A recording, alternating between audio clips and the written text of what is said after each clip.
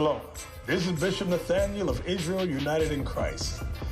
I want to start off by saying thank you to all of our Booster Club members for your many donations and much more, your prayers. We visited faraway countries and strange lands. We've even spoken to dignitaries and were detained for spreading the glorious gospel in Cuba. The truth is that the descendants of the 12 tribes of Israel were scattered throughout the world. Help us on our journey as we continue to raise up the nation of Israel. 12 tribes worldwide. Join or donate today. Shalom.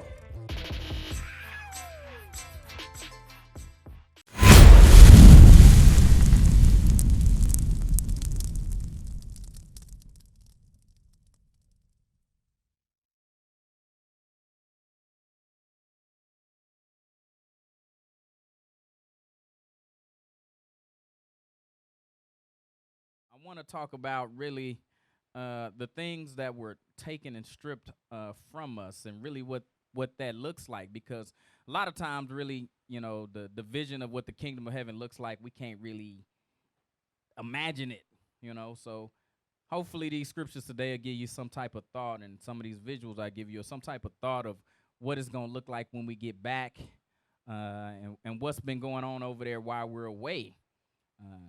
So just want to look at some of those things. Isaiah chapter 32, verse 5. Yeah. The vile person shall be no more called liberal, nor the churl said to be bountiful.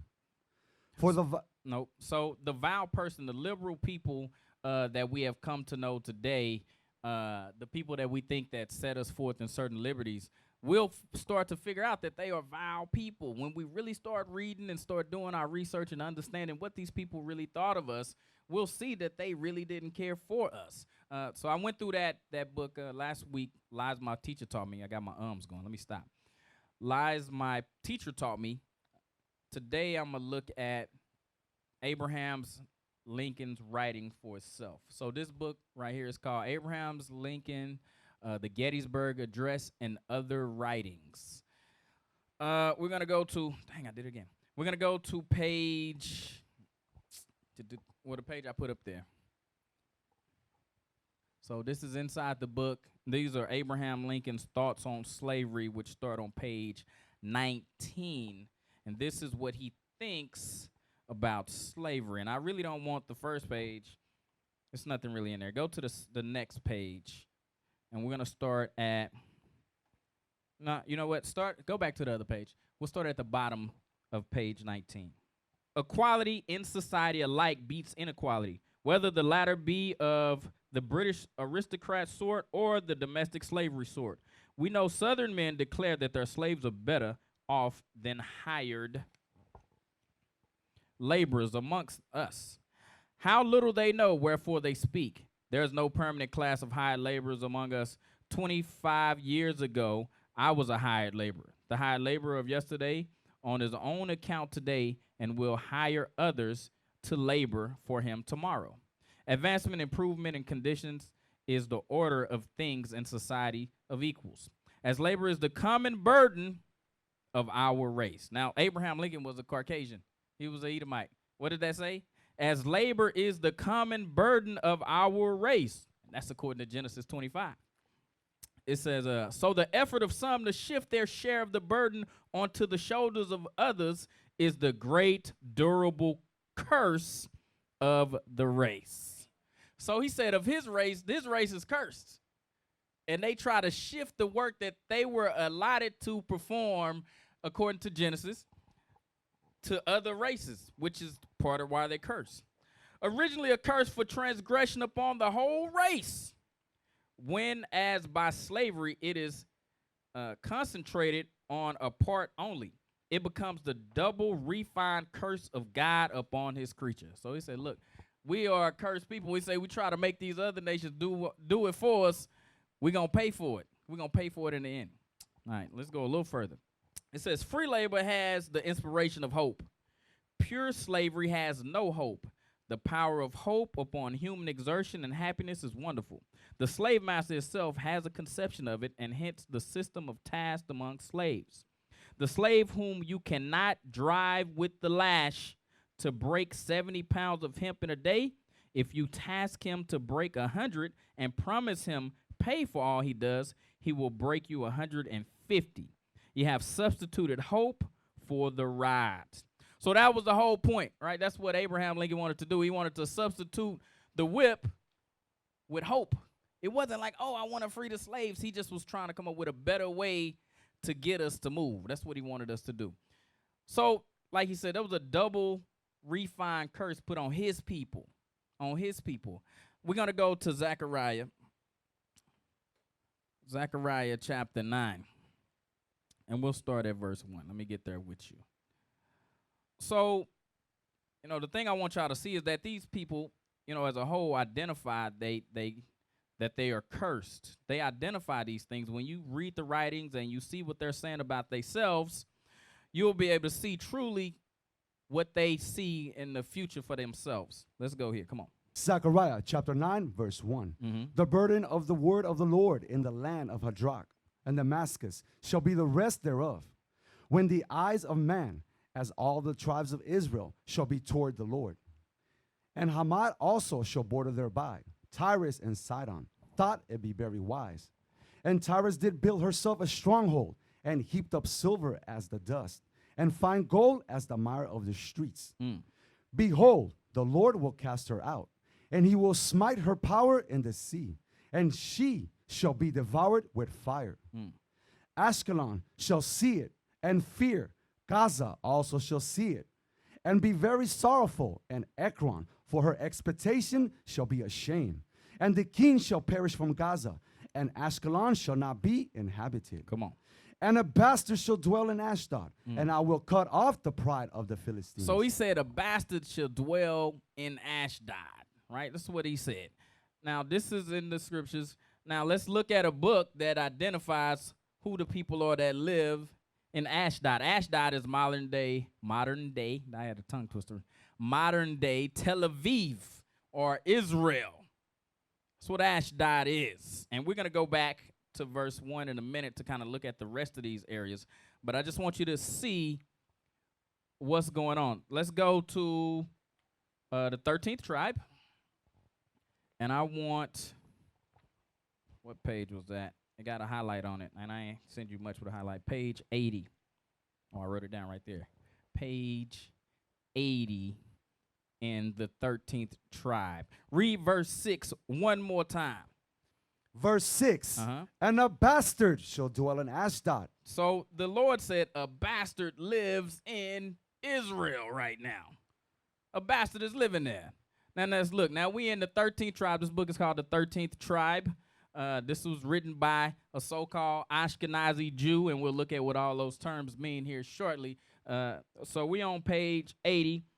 One 11th century Hebrew author, Japheth ibn Ali, himself a Karaite, explains the word mamzer, bastards, by the example of the Khazars, who became Jews without belonging to the race. This is in their book. This is his people that wrote this. He one of them. And he said, we are the mamzers. This is page 80. I'm going to read it again. 11th century Hebrew author. So the 11th century, so it would be around, the 10th century, so like 1000 AD, somewhere in here, right?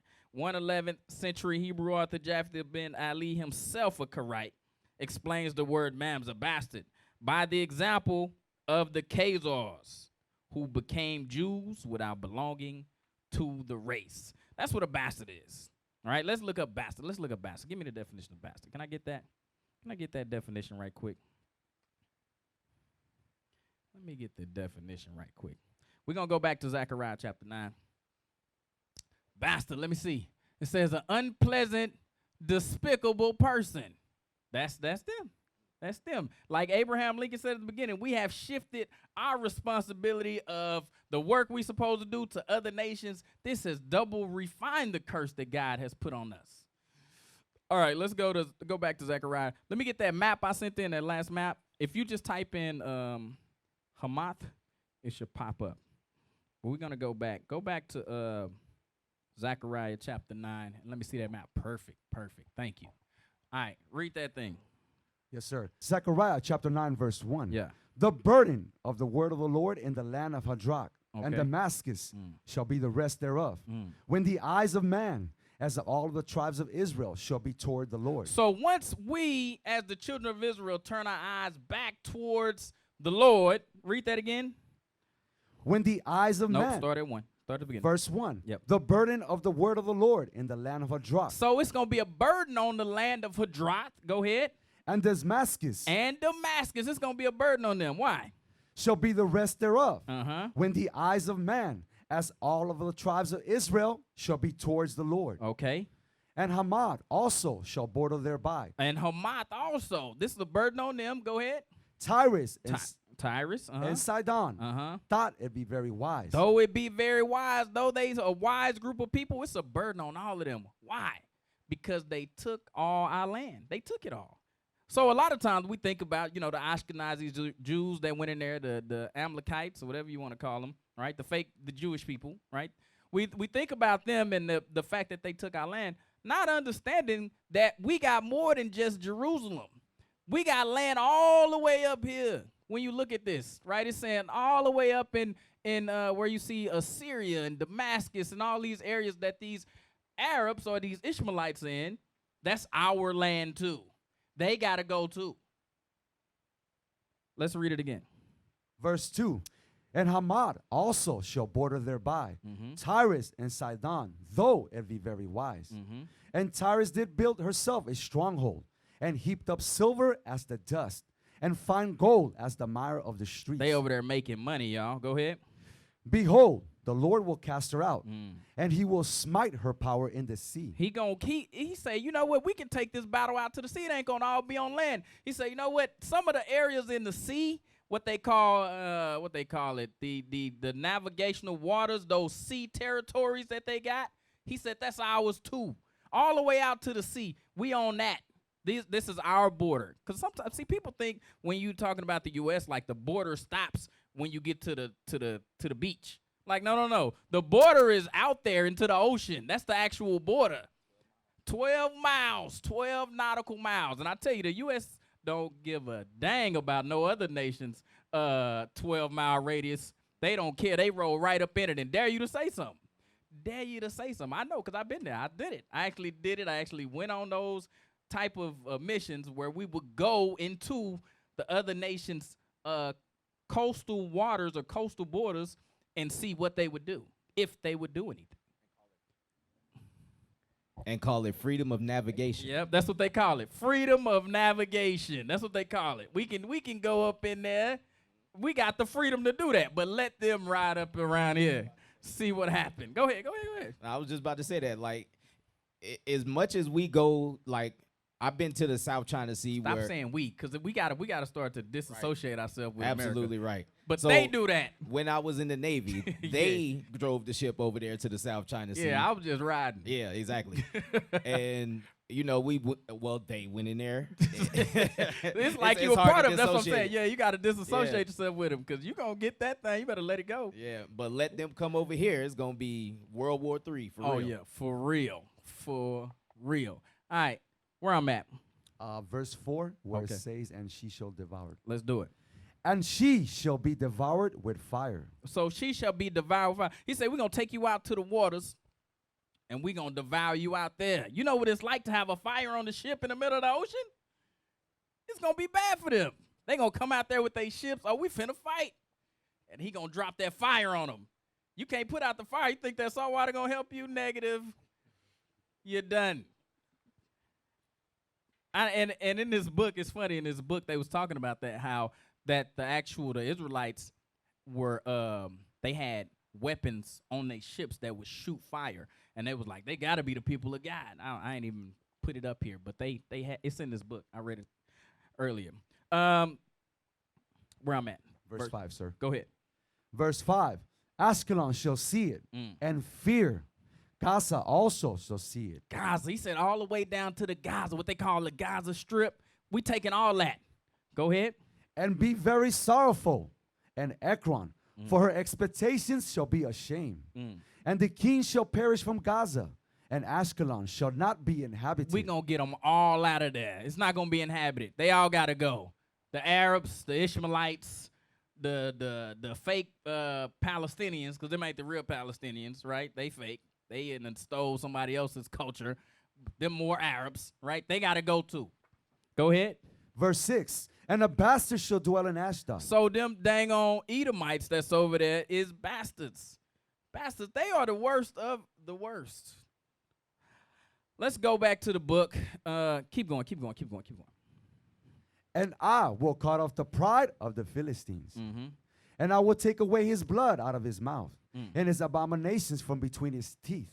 But he that remaineth, even he shall be for our God. And he shall be as a governor in Judah, and Ekron as a Jebusite. Here it comes. And I will encamp about my house because of the army, because of him that passeth by, and because of him that returneth. And no oppressor shall pass through them anymore.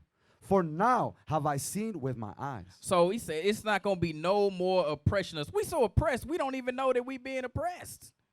We fighting for equality, not understanding that this territory that we reading right here, from Hadrak to Damascus to Tyrus to Zidon, down to Tel Aviv and Ashdod and Gaza, that's all our territory. That belongs to you. When you're talking about receiving the kingdom of heaven, when you're talking about receiving your inheritance from God, this is what it's talking about. Your inheritance, that thing, it's associated with a specific land parcel. That's what it's attached to. That's what your inheritance is. Let's go to the book. Matter of fact, let's go to Malachi chapter 1. We're going to look at 1 and verse 4. It keeps saying, a bastard shall dwell in Ashdod, modern day Tel Aviv. Let's see what that looks like. Come on. Malachi chapter 1, verse 4. Start at 1. Verse 1. Yeah. The burden of the word of the Lord to Israel by Malachi. I have loved you, said the Lord. Yet ye say, wherein hast thou loved us? Was not Esau Jacob's brother, said the Lord? So the brother of the children of Israel was Esau. Come on. Yet I loved Jacob, and I hated Esau, and laid his mountains and his heritage waste for the dragons of the wilderness. So he said his mountains and his heritage was laid waste. That's why they're bastard. They don't even know who they are. These other nations, everything is off course because we are not in our rightful place, and people are in our place, so they think they something that they really not, which causes everybody else to think they something that they really not. They like, well, if you them, then we must be them because they ain't nobody claiming them. So I guess I'm the Philistines now. No, you're not. You're Arab. But we not in our rightful place. Therefore, all the other nations are out of course because we're not in our rightful place. Let's read it again. Verse 3. Verse 3. Yeah. And I hated Esau. Let's go to page 72 in the book. He said he hated Esau. Go ahead. And laid his mountains and his heritage waste for the dragons of the wilderness. So his heritage was laid waste. Now we're going to go back to the book again right quick. Page 72. So when you're reading this part right here that I'm finna look at, the 13th tribe, page 72. So when I'm looking at this right here, what's going on, or the story is an actual Israelite, an actual Jew, was writing to these Ashkenazi Jews, asking them, well, who is your father? Why are y'all Jews? Because it's specific things that connect you to Judaism. And he's saying, well, y'all don't fit that connection, so I don't understand why y'all Jews. Let's see what he say. Page 72. Joseph was the king of the Ashkenazi. He was their king, right? It said, Joseph then proceeds to provide genealogy of his people. Though a fierce Jewish nationalist, proud of wielding the scepter of Judah, he cannot and does not claim for them Semitic descent. He traces their ancestry not to Shem, but to Noah's third son, Japheth. Or more precisely, Japheth's grandson, son of Tagmor, an ancestor of all Turkish tribes. we have found in family register of our father, Joseph asserts boldly that Togmor had 10 sons, and the name of their offsprings are as follows: Ugar, Durus, Avarice, Huns, Basilia, Tornak, Khazars, Zagaron, Borgars, and Sabers. Now we're going to go back. So he just said that he was Japheth, which they not. And we're going to go back and show you why. Again, back to Malachi again. And we're going to go to page 94 next in the book. Let's read Malachi 1 and 4 one more time. Malachi chapter 1, verse 3. Uh-huh. And I hated Esau and laid his mountains and his heritage waste for the dragons of the wilderness. So the reason why they would say we Japheth is because, again, their heritage is lost. They don't have no clue who they really are. No clue. But Lincoln was able to identify, dang, we are the cursed people because we did this, this, and that. This guy right here, he couldn't figure it out. He was like, we know we not Semitic. You know what I'm saying? We know we not the Israelites, is what he was saying. They were Semitic. They just was these people. Let's go back to the book now. Let's watch this. Page 94 of the 13th tribe. The Khazar kingdom disintegrated and fell into pieces, from which the majority merged with other related people, and the minority, settling in Itel, lost its nationality and turned into a parasitic class with a Jewish coloration. That's what happened to them. Their mountains and their heritage was laid to waste. They had no clue who they were, so they just became parasitic. Can I get the definition of parasitic? Parasitic class with a Jewish coloration. That's a mouthful for you right there. That's who they became, a parasitic class. Let's see, parasitic. It says adjective of an organism living as a parasite. Okay. Resulting from infestation by a parasite. Derogatory, habitually relying on or exploiting others. That's what the book say about them. I didn't say it. I didn't write this. This is what the scholars wrote when they was putting this together. They said they are a parasitic class with a Jewish coloration. Dang. That's what it say. I just read the book. I just read it. All right, come on. Let's go back to Malachi 1 and 4 one more time in case you didn't get the point. Verse 4. Yeah, Whereas I mean three. Verse 3. I keep saying And I 4. hated Esau Yes. and laid his mountains and his heritage waste for the dragons of the wilderness. So his mountains and his heritage, he got none. So he just making it up. It's all fly by the night. You know what I'm saying? I think today I'm going to be Japheth. Today I'm going to be Ashkenazi. They just making it up as they go. When you read about the actual Yiddish language, which is also in this book, I sent a million screenshots of this book in, so I didn't send this part. But it tells you that the Yiddish language itself, they just making it up as they go. They like all these words are being added all the time. They just making it up. Like it's no real origin, because it, like I said in this book, it tell you that they didn't write at all. So it was no way to transfer the language that they actually spoke to one another because they didn't write. So since they didn't write, when they all said, "Oh, let's go into Jerusalem because we the parasitic coloration of Jews. Let's all go in." They didn't have a language, so they had to create it. So all the stuff that they doing is actually just they making it up as they go. It's crazy, man. What's up? You got something, JDL? These brothers being quiet. But yeah, the thing that's just crazy to me is just the fact that now people will come to you and say, you got to say the name like this, and they making it up as they go. Yeah. So that just goes with it, right? Like, yeah. They making up names as they go. They making up what your nationality should be as you go. Like, everything is being made up.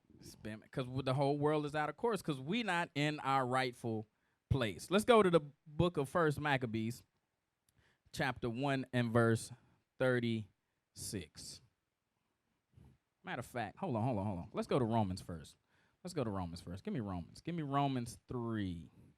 Romans 3 and 1. Just so we don't forget the thought. Dang, Mike, he can read it just Boom, Romans chapter 3, verse 1. Yeah. What advantage then has the Jew? Or what profit is there of circumcision? Here it come. Much every way. Yes. Chiefly because that unto them were committed the oracles of God. So the advantage of you being Israel is everything. You got everything about us is an advantage. So why wouldn't you want to become a parasitic coloration of that group of people that got every advantage in life? We actually have every advantage in life. That go for you, Issachar too, right? Northern Kingdom too. We got every advantage. The place that we live is an advantage. The genetics that we have is an advantage. The way we think, the way we eat, the way we live is an advantage. Everything about us is an advantage. Everything. I wanted to get some out of this book. I think I didn't send it in. Hold on, say something, one of y'all. Give me 2 seconds. Yeah, let's go back to bring that map back up again. I want to back that up with scripture. And then, Jehu, let me get Genesis 15 and 18. Yes, sir. So right here it's showing only a portion of the land, and Cap went through it in, Zechariah chapter 9. Go ahead and read that, Genesis 15 and 18. Genesis chapter 15, verse 18. And the same day the Lord made a covenant with Abram, saying, unto thy seed have I given this land. Unto thy seed. So Abraham's seed was, his promises went from him to Isaac, and then from Isaac to Jacob. From Jacob, his 12 sons, which are the 12 tribes. So read on. From the river of Egypt. From the river of Egypt. So that's the Nile River. Read on. Unto the great river, the river of Euphrates. So from the river Euphrates, that goes through, like, what's that, Iran, Iraq, all that. So everything in between the Nile River and Iran is supposed to be our land. That's us. That's us. Let's go back. Let's go back to Zechariah one more time. So we have an advantage. Everything about us is an advantage. Go back to Zechariah, I believe it was 9 and 6. Yes, sir. Read that thing again. Zechariah chapter 9, verse 6. And a bastard shall dwell in Ashdod. So I want y'all to really see what type of bastard the Lord is talking about. Can I show y'all what type of bastard we looking at here? A parasitic, you know what I'm saying, coloration of the Jewish culture is what they perpetuate. I want page 91. The one that I've done was like, what the hell? I want that one. So we're going to start right there where we say, they are the filthiest. Let's read. Let's see. It says, they are the filthiest creatures of the Lord. In the morning, a servant girl brings a basin full of water to the master of the household.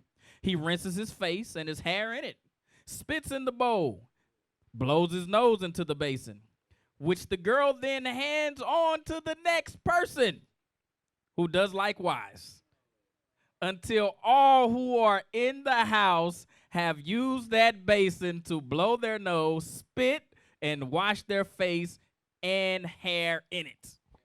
This is the scripture is a bastard that's dwelling in Ashdod. I want y'all to understand what he's talking about. This is why he's saying that.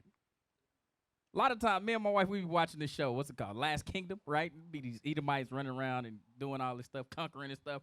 And she always say, do they ever take baths? I be like, not really. Go ahead, Amsey. The Game of Thrones as well. I don't see baths like every once a season. Once a season they take a bath. That's what they do. That's what they do. And I know the bishop brought that out of this book as well, that they would wear their underwear till they disintegrated and all that stuff, man. This is the type of people, this is the bastard that dwells in Ashdod. The funky bastard. You know what I'm saying? Romans again, read Romans 3. So that what I just read out of the 13th tribe, an actual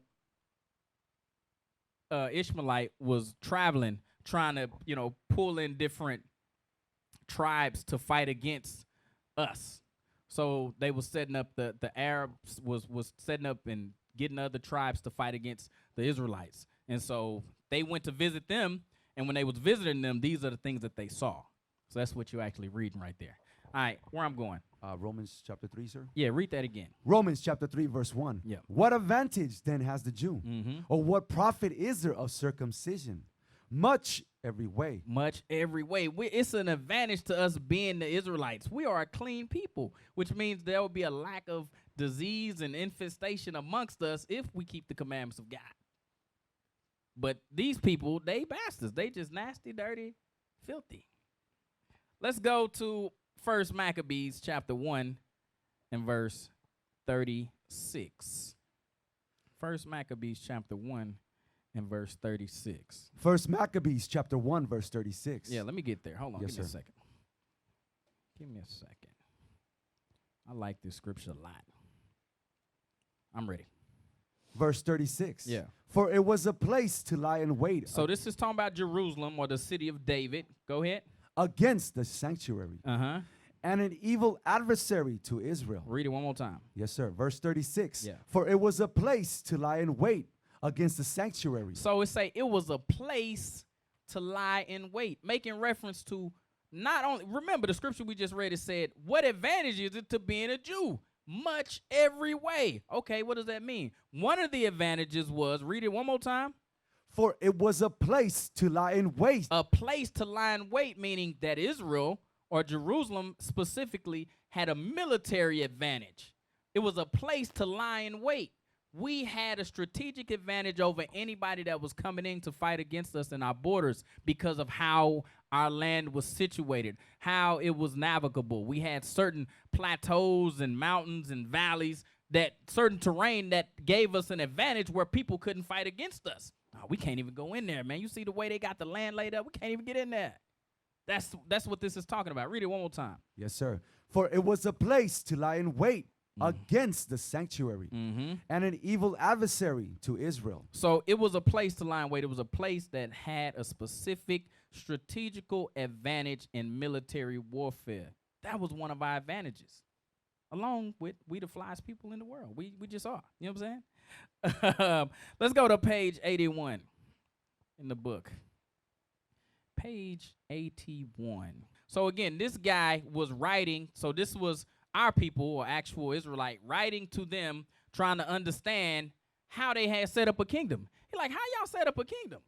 Something is wrong here. Let's see what he said. It says, history contemporary Jacob ben Reuben reflects the opposite side of the ambivalent attitude by speaking of the Khazars as a single nation who do not bear the yoke of the exile, but are great warriors paying no tribute to the Gentiles. He's saying, look, part of us identifying we the Israelites is that we was exiled. We don't have a pot to piss in, for a better lack of better term. You know what I'm saying? We don't have nothing to call our own. So how do y'all have your own land? This is confusing. I'm confused. How y'all the Jews if y'all don't bear the yoke of exile? Makes no sense. Let's go back to page 71. I'm sorry, page 71 in the good old 13th tribe. So this is the guy writing the letter to them. He's writing a letter to them trying to understand, y'all Israelites, y'all Jews, this makes no sense. All right, it says, and I also have one more request, to be informed whether ye have any knowledge of the possible date of the final miracle, the coming of the Messiah, which, wandering from country to country, we are waiting. He said, look, we wandering from country to country. He says, dishonored and humiliated in our dispersion. We have to listen in silence to those who say, every nation has its own land, and you alone possess not even a shadow of a country on this earth. It said, we don't even own our own shadow. We don't own nothing. How y'all got your own land? This makes no sense. He said, look, y'all can't, there's no way y'all can be Israelites because the curse was we was going to be exiled. We don't have our own land. This makes no sense. Let's go to 2 Maccabees chapter 5 and verse 19. I was looking for the scripture the other day. I could not find it. I kept saying it was in 2nd Ezra. I was looking all over the place for Second Maccabees, chapter 5, verse 19. Yes. Nevertheless, God did not choose the people for the place's sake, but the place for the people's sake. Now, he said he chose the lands that we have. Why again? Read it again. Nevertheless, God did not choose the people for the place's He sake. didn't say, look, I'm going to take these people and put them in this place. That's not what he said. He said what? But the place He manufactured and created a specific place. Go ahead. for the people's sake. For the people's sake. Why? Again, like we read in Romans, what advantage have the Jew? Much every way. One of the major advantages was the place where we lived. That was one of the greatest advantages. It was a tactical military fortress that could not be penetrated unless the hand of God was against us. And that's what happened. Read it again. Verse 19. Nevertheless, God did not choose the people for the place's He didn't sake. choose the people for the place sake. He said, I'm not going to put these people here to make this place better. Wherever I put these Israelites, they got an advantage. So it's going to make wherever they go better. Go ahead. But the place for the people's He sake. said, let me give them advantage by putting them in a specific place. Go ahead. And therefore, the place itself that was partaker with them of the adversary that happened to the nation. So that place is destroyed because we not there. Read it again.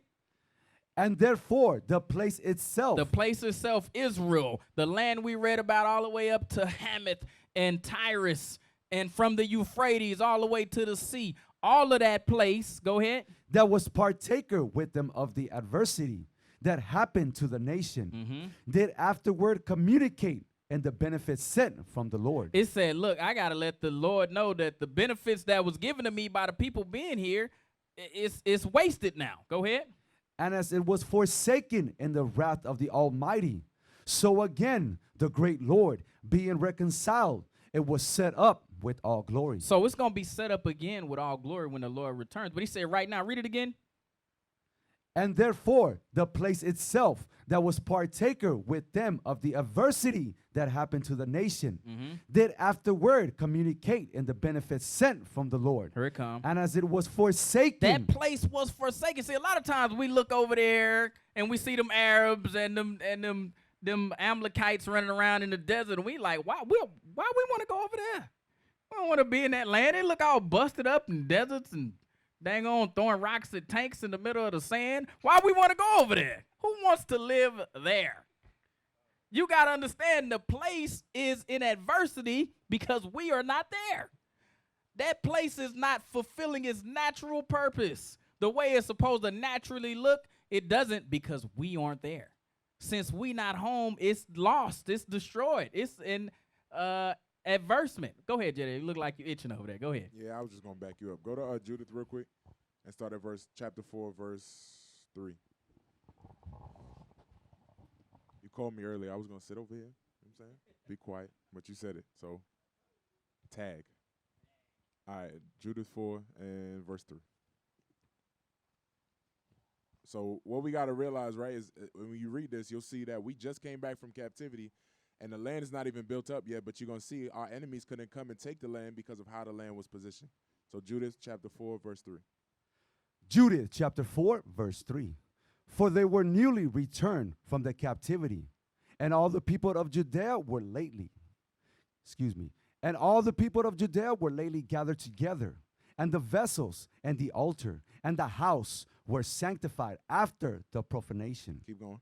Therefore they sent into all the coast of Samaria and the villages, and to Bethron and Belman and Jericho and to Shoba and Esra and to the valley of Salem, and possessed themselves beforehand of all the tops of the high mountains, and fortified the villages that were in them, and laid up victuals for the provisions of war, for their fields were of late reaped. So you got to think, we just coming back, right? Everything's destroyed, but we setting up these cities for war. Now look at verse 7, right? You're going to see why Jerusalem was set up a certain way, or how beneficial Jerusalem was to stop people from coming in. Read verse 7. Verse 7, charging them to keep the passages of the hill country, for by them there was an entrance into Judea, and it was easy to stop them that will come up, because the passage was straight, for 2 men at the most. So there was no way to come in Jerusalem and take it. Only 2 people could fit at a time. So where we were living, like, it was basically unconquerable unless the Lord wanted it to be conquered. And a lot of times people don't understand that when they read that thing about the passages, narrow fire on one side, water on the other. You don't even understand what the Lord is telling you. You got a strategic advantage. If only one person can walk in your city at a time, you think they're going to be able to deal with an army by themselves? Nah. Strategic advantage. What advantage have the Jew? Much every way. We used to scream black power while Heron was pushed. But at the end of the day, nothing's in vain. IUIC has been given a vision. The tents of Judah has risen. Many has attempted the mission. Minor murmuring, omitting, and missing the mark. Just reading that he had the flame of fire in his eyes gave us the spark. We on Paul's mission. We out on the road, purple and gold, from Mexico, Cuba, Haiti, Ghana, Sierra Leone. 144,000 boots banging, concrete crackling. These are our men repented at heart. The scriptures is proof. IUIC, we deliver the truth.